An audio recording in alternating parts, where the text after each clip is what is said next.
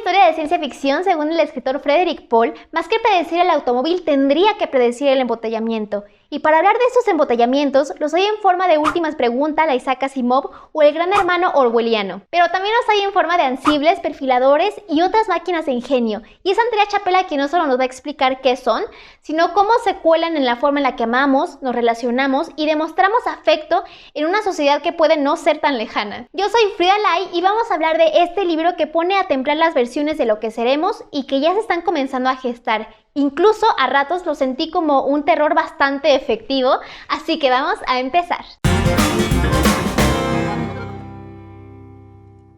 Antes de hablar de Chapela, es pertinente hablar del género de la ciencia ficción, más que por categorizarlo, para entender por qué este libro es alucinante para el contexto mexicano. Entonces, para hablar de la ciencia ficción, es necesario mencionar los modelos anglosajones que se instauran con la modernidad, es decir, este periodo que modificó la forma en la que se concebía la vida, naciendo con la industrialización, pero también pasando por la ciencia como el surgimiento de un nuevo paradigma. Esto se refleja perfectamente en la literatura y uno de los primeros en empezar a cuestionar estos modelos es Julio Verne por allá de 1863 con París en el siglo XX. Esta versión loquísima para su tiempo, en donde hay coches de gas, rascacielos de vidrio e incluso una red internacional de comunicaciones de diferentes áreas que comparten información. George Orwell nos habla de un Londres súper desarrollado en el siglo XX, en donde abundan las telepantallas, que fungen este papel de panóptico que lo ve, lo vigila y lo controla todo. La esperanza ahí es que la mente es el único lugar seguro, es decir, en donde se ejerce la libertad de pensamiento.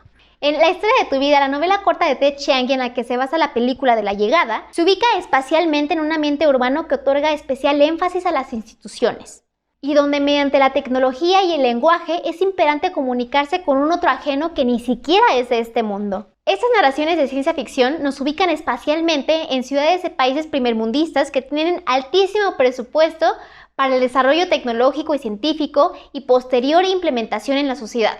Pero, ¿en dónde se ubica la realidad mexicana aquí? Abordar el tema de la espacialidad en la ciencia ficción me parece importantísimo porque es ahí donde encontramos uno de los principales aciertos de Andrea Chapela en esta antología de 10 cuentos publicados por la editorial Almadía el 2020 bajo el título de Ansibles, Perfiladores y otras máquinas de ingenio. Y es importante enmarcar la espacialidad porque Itala Schmetz nos dice que en las narraciones de la ciencia ficción mexicana no se cuenta con un alto presupuesto como las ciudades anteriormente mencionadas. Y más bien parece que México tuvo una modernidad inconclusa y se fue de lleno a la posmodernidad. O en otras palabras, se saltó la etapa de la invención y automatización masiva para irse a un híbrido tecnológico en donde se acentúan las diferencias socioeconómicas del país. O en palabras de Chapela, en México más que hacerse tecnología se le sufre.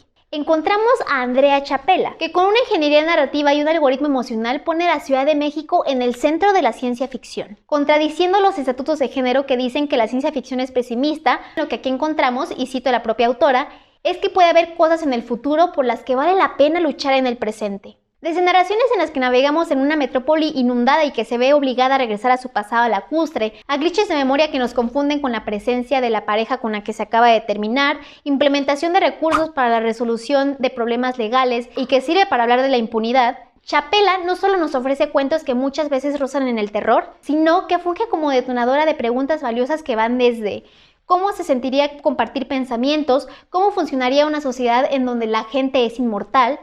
¿Qué es lo que nos sujeta a nuestra condición humana? ¿O para qué se cosechan los afectos en una sociedad que está hiperconectada incluso por los recuerdos?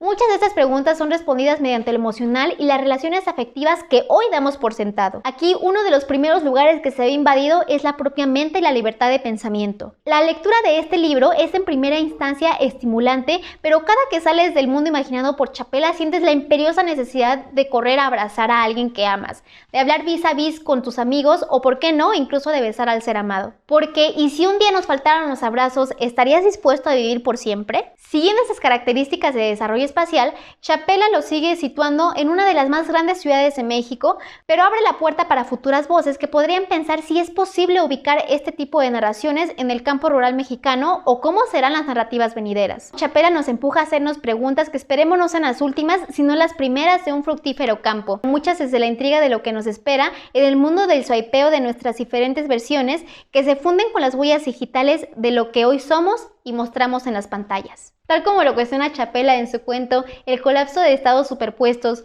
¿no es toda conexión con otra persona una acción espeluznante a distancia?